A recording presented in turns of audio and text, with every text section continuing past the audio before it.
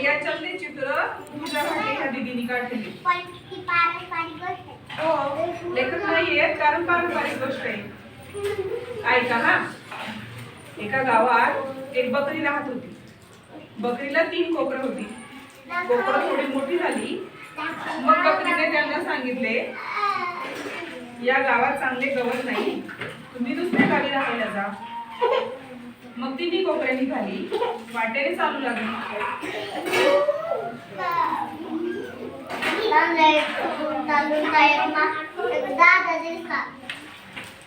पहिले कोकरू पुढे गेले, त्याला एक माणूस भेटला. त्याच्या खांद्यावर गवताचा पाला होता. कोकरू त्याला म्हणाले, दादा दादा, मला गवत देता का? त्याचे घर बांधीन, घरात मजेत राहीन.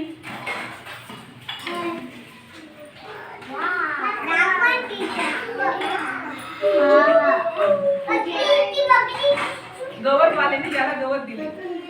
पहिल्या कोकराने गवताचे घर बांधले. ते घरात राहायला लागले. एके दिवशी लांडगा तिथे आला. लांडगा म्हणाला, कोकरा कोकरा दार उघड, मला आत येऊ दे. कोकरू म्हणाले, मी दार उघडणार नाही, तुला आत घेणार नाही. लांडगा म्हणाला, धडक मारे, तुझे घर पाडून टाकी. लांडग्याने कोकराच्या घराला धक्का मारल्या. गवताचे घर पडून गेले.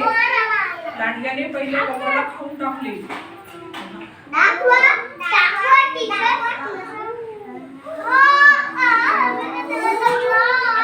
पुढे काय होते बघा.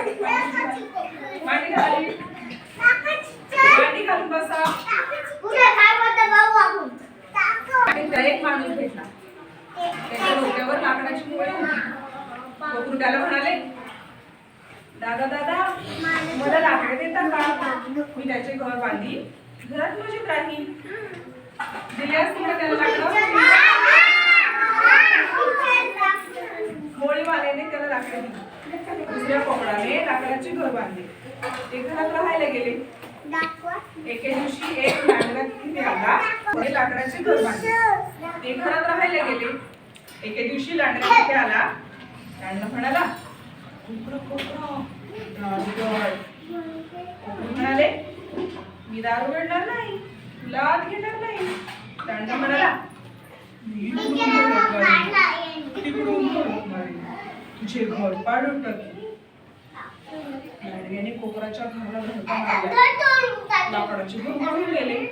लांडगाने दुसऱ्या कोकराला पण खाऊन टाकले.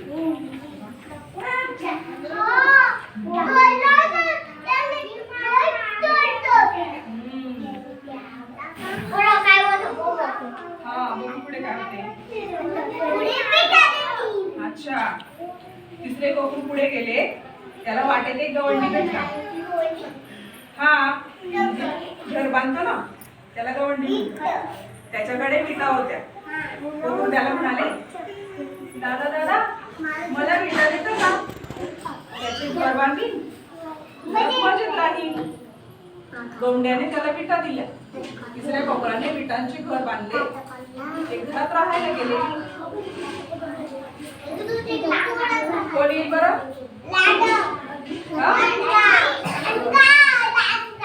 तिथे एक लांडगा आला. लांडगा म्हणाला, कोकरा कोकरा दार उघड, मला आत येऊ दे. म्हणाले, लांडगा म्हणाला, मी तिकडून एक तिकडून एक काढून टाकले. लांडग्याने कोकराच्या घराला धडका मारल्या. विटांचे घर पडलेच नाही.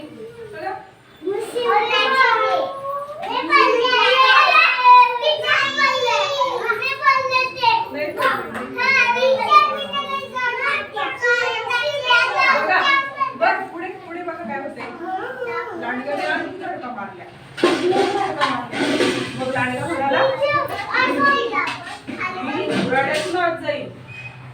तो चक्रावर चढला आणि घोराड्यात शिरू लागला.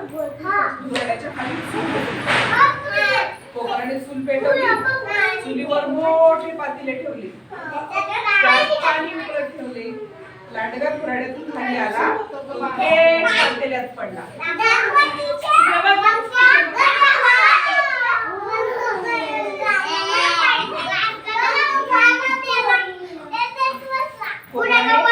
कोकराने पातेल्यावर झाकण ठेवले. पाणी उकळले, खूप उकळले. त्यानंतर लांडगा कधीच कुणाला दिसला नाही. कोकरू मजेत घरात राहू लागले.